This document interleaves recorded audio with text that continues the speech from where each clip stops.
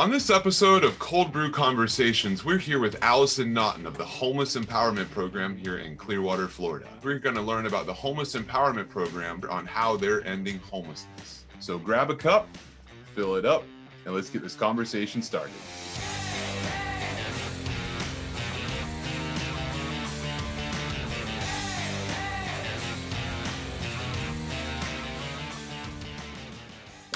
Thanks for joining the show, Alison. Absolutely. Thanks for having me. Alison, can you tell us a little bit about who you are and what you do here for HEP?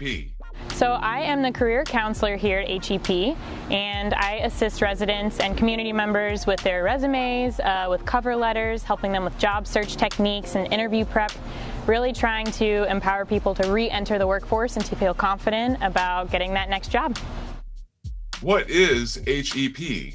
What isn't HEP? It's a super comprehensive program that assists individuals, veterans, families back on the road to self-sufficiency. So everything from physical health to mental health, temporary housing to permanent supportive housing, we really do it all. And this adult education and workforce development piece is kind of like that last piece of the puzzle to help them gain that self-sufficiency. What is the North Greenwood Workforce Development Center? So it's a combination of things, really. We partner with the Pinellas County School Board and the Clearwater Adult Education staff here. And we help people obtain their GEDs, serve safe certifications, and help them to look towards different educational opportunities as well. At Pinellas Technical College, St. Pete College, and then my piece is the workforce development part. So I'm in the employment center helping people get back on that road to work. How many residents live here on the HEP campus? So we actually have some more information about that on our website, hepempowers.org, and you can find our mission there, how many people we serve, and some personal testimonies of residents that have come through the program. Can you explain why HEP is different than some of the other homeless programs? I would have to say just the comprehensiveness of the program, to be quite honest. I have seen several nonprofits, homeless outreach programs, that touch on all of these different things that we do here, but just the fact that anybody in the community can come here and receive all of this in one place is pretty outstanding. Can you share a success story of your time here at HEP? Actually, just yesterday, it was really exciting. There was a woman who had her first day of work at Panera. She's a mom of 3. And she was looking to get her culinary degree, actually. But first she was trying to land a new job because the other one was a little iffy. So we worked on that workplace development first. And she came by. She was actually able to get a new pair of khaki pants for work for free from our thrift store, and it was just so great. And she just felt so confident and so excited to be able to get back to work. So she had her first day of orientation, and I can't wait to hear more about it. But what are some common barriers that HEP residents experience when looking for a job? I would have to say the number one barrier that I've seen is transportation.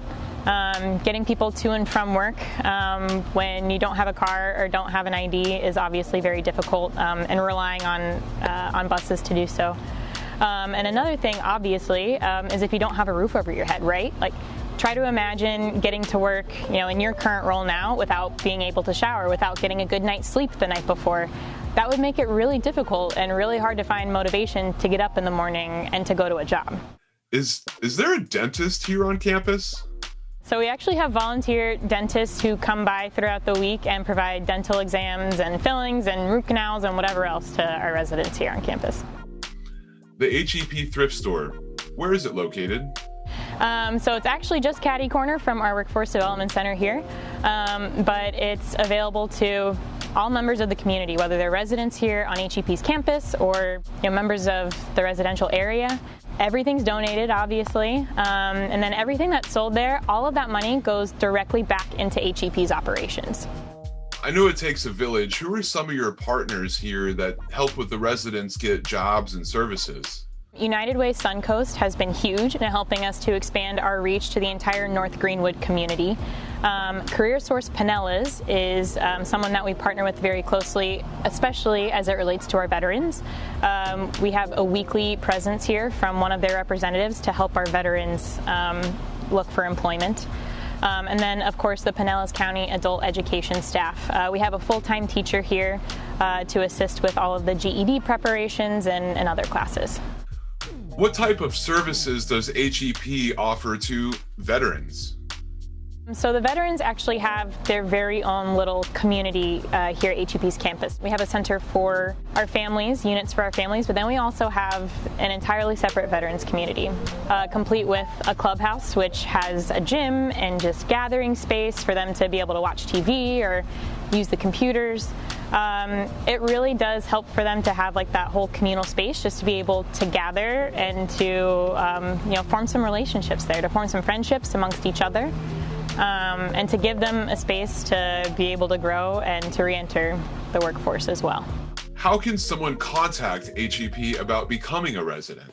You can give me a call on my direct line at 727-442-9041, extension 119, or just shoot me an email at anaughton@hepempowers.org.